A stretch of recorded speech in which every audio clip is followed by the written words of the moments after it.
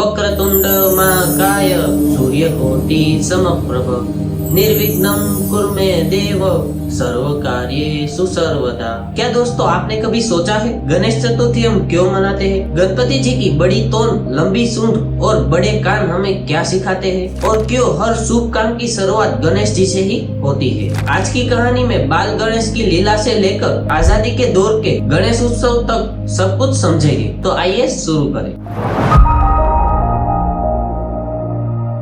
गणेश चतुर्थी भाद्रपद शुक्ल चतुर्थी को मनाई जाती है। वह शुभ तिथि है जब गणेश जी का आविर्भाव हुआ और उसी वजह से उन्हें विघ्नहर्ता और सिद्धिदाता कहा गया है, जो सभी की बाधाएं दूर करते हैं और सिद्धियां प्रदान करते हैं। अब बड़े देह और बड़ी तोंद का संकेत क्या है, आइए जानते हैं। बाल गणेश की लीला में एक कथा आती है कुबेर के भोज की। अहंकारी कुबेर ने अपनी संपत्ति को दिखाने के लिए गणेश जी को अपने घर बुलाया भोजन के लिए। गणेश जी वहां जाते हैं और कुबेर जी एक के बाद एक भोजन उसके सामने पीरसते हैं, पर गणेश जी इतने भूखे हुए कि सारा राजभोग खत्म हो गया। बाद में जो भी कुछ मिला वो खाने लगे। अब कुबेर जी चिंता में आ गए कि अब मैं क्या करूं। वह तुरंत ही माता पार्वती के पास गए और गणेश जी के लिए प्रार्थना की कि कोई उपाय बताइए। माता पार्वती ने चावल का एक कटोरा दिया और कुबेर जी ने वह चावल गणेश जी को खिलाए और गणेश जी की भूख तुरंत ही मिट गई। इस कहानी से संदेश बिल्कुल साफ मिलता है कि अहंकार नहीं, विनम्रता और पोषण ही सच्ची समृद्धि है। तो बड़ा देह सिर्फ आकार ही नहीं, यह धैर्य, सहनशीलता और सब कुछ समेट लेने की क्षमता का प्रतीक है। और हाँ, आजादी के समय लोकमान्य तिलक ने सन 1893 से सार्वजनिक गणेश उत्सव की स्थापना की। सार्वजनिक गणेश उत्सव की परंपरा को नया रूप दिया ताकि समाज एकजुट हो, सांस्कृतिक शक्ति से हिम्मत बढ़े। तभी से गणेश उत्सव सिर्फ पर्व ही नहीं, जन जन का उत्सव बन गया।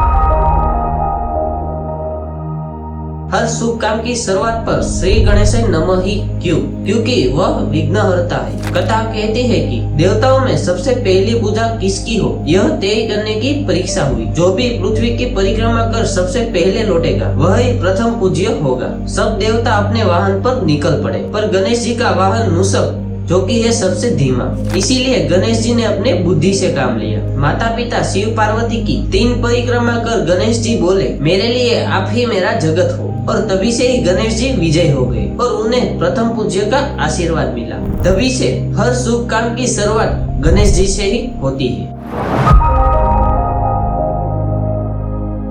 देवताओं के वाहन सिर्फ सवारी ही नहीं बल्कि प्रकृति और हमारी मनोवृत्ति का प्रतीक है। विष्णु जी के गरुड़ आकाश और स्वतंत्र उड़ने का प्रतीक है। वे हमें सिखाते हैं कि जीवन में दृष्टि सिर्फ सीमित ही ना हो बल्कि आकाश जितनी व्यापक होनी चाहिए। गरुड़ विष्णु जी के भक्त है, इसीलिए बताते हैं कि शक्ति का असली महत्व तब है जब वह भक्ति और विनम्रता के साथ जुड़ी हो। वह यह भी दिखाते हैं कि जैसे गरुड़ विष्णु जी को लेकर आकाश में उड़ते हैं, वैसे ही हमें अपने जीवन में ईश्वर और सद्गुणों को सर्वोच्च स्थान पर रखकर ऊंचाई की ओर बढ़ना चाहिए। यानी हम जितने भी आगे बढ़ जाए, ईश्वर को हमें साथ रखना चाहिए। वह न भूल जाए कि हमें जितना मिला है वह उसी के वजह से ही मिला है। शिव जी के नंदी धैर्य, सेवा और स्थिरता का प्रतीक है। वह दिखाते हैं कि शक्ति और भक्ति में सामंजस्य ही शिवत्व का मार्ग है। गणेश जी के मूषक यानी चूहा, लालसा, अहंकार और छोटी छोटी कमजोरियों का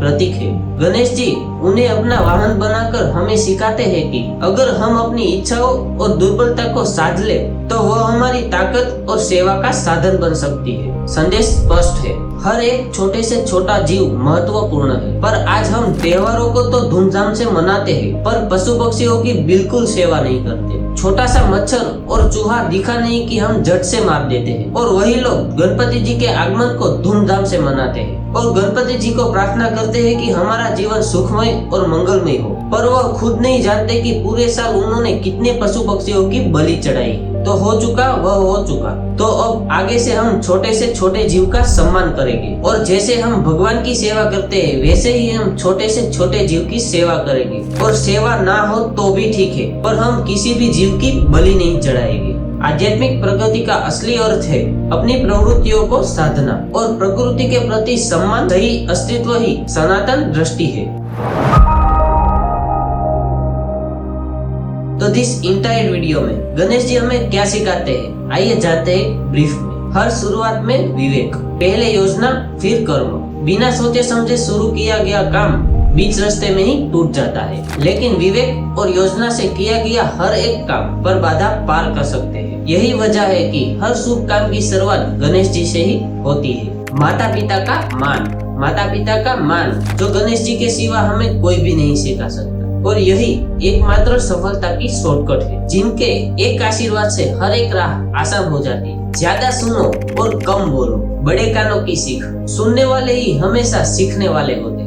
एकाग्रता और लचीलापन जो कि है लंबी सूंड का प्रतीक, मतलब लक्ष्य पर ध्यान रखो और हर एक परिस्थिति में ढल जाओ। धैर्य और समझदारी, बड़े टोन की सीख। जीवन की हर एक स्थिति, सुख दुख, आलोचना प्रशंसा को सहजता से बचाओ। अहम पर जीत और प्रकृति का मान। वाहन का संदेश, अपनी कमजोरियों को काबू करो और प्रकृति के साथ संतुलन बनाकर जियो। गणेश जी इसीलिए विशेष है क्योंकि सिर्फ पूजा ही नहीं, जीवन जीने की तकनीक सिखाते हैं। आइए आज हम सब साथ मिलकर संकल्प लें, हर दिन का आरंभ बुद्धि, विनम्रता और सेवा से ही करेगी। और एक बार फिर से, वक्रतुंड महाकाय सूर्यकोटि समप्रभा निर्विघ्नं कुरु मे देव सर्वकार्येषु सर्वदा।